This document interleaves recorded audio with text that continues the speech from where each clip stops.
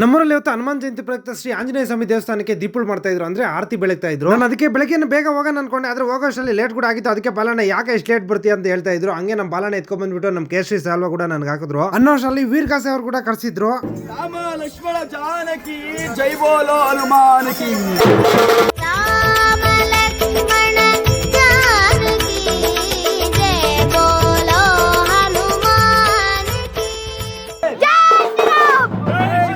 ಈ ವಿಡಿಯೋ ಯಾರಾದ್ರೂ ಆಂಜನೇಯ ಸ್ವಾಮಿ ಫ್ಯಾನ್ಸ್ ನೋಡ್ತಾ ಇದ್ರೆ ಜೈ ಶ್ರೀರಾಮ್ ಅಂತ ಕೆಳಗಡೆ ಕಮೆಂಟ್ ಮಾಡಿ ನೋಡೋಣ ಎಷ್ಟು ಜನ ಇದ್ದೀರಾ ಅಂತ. ಇದನ್ನೆಲ್ಲ ನೋಡ್ಕೊಂಡು ನಮ್ಮೂರ್ ಸೇತುವರೆಗೂ ಜೊತೆಗೆ ಹೋಗ್ಬಿಟ್ಟು ಅಲ್ಲಿಂದ ಅವ್ರು ಮುಂದೆ ಕಳಿಸ್ಬಿಟ್ಟು ನನ್ನ ದೇವಸ್ಥಾನದ ಹತ್ರ ಹೋಗೋಷ್ಟೊತ್ತಿಗೆ ನನ್ನ ಫ್ರೆಂಡ್ಸ್ ದೇವಸ್ಥಾನ ಮುಂದ್ಗಡೆ ಇರೋ ಬಾಳೆ ತೋಟದಲ್ಲಿ ಇದ್ರು. ಹಂಗೆ ನಮ್ಮೂರವರು ಎಲ್ಲರೂ ದೀಪಗಳು ಮಾಡ್ಕೊಂಡು ಬಂದಿದ್ರು. ಅವ್ರದ್ದು ಎಲ್ಲರದು ವಿಡಿಯೋ ಬರಬೇಕು ಅಂತ ಟೈಮ್ ಲಾಸ್ ವಿಡಿಯೋ ಮಾಡಿದೆ. ವಿಡಿಯೋ ಎಲ್ಲರದು ಬಂದಿದೆ, ನೀವು ನೋಡಬಹುದು, ಒಂದ್ಸಲ ಅಬ್ಸರ್ವ್ ಮಾಡಬಹುದು. ಹಂಗೆ ವಿಡಿಯೋ ನೋಡ್ತಾ ಎಲ್ಲರೂ ನಮ್ಮ ಊರಿನ ಆಂಜನೇಯ ಸ್ವಾಮಿ ದೇವ್ರನ್ನ ದರ್ಶನ ಮಾಡ್ಕೊಳ್ಳಿ. ರಘುವರ ಸೇವನ ರಘುಪತಿ ಛಾಯನ ಶತಯೋಜನ ಶತಶತಯೋಜನ ಶರಧಿ.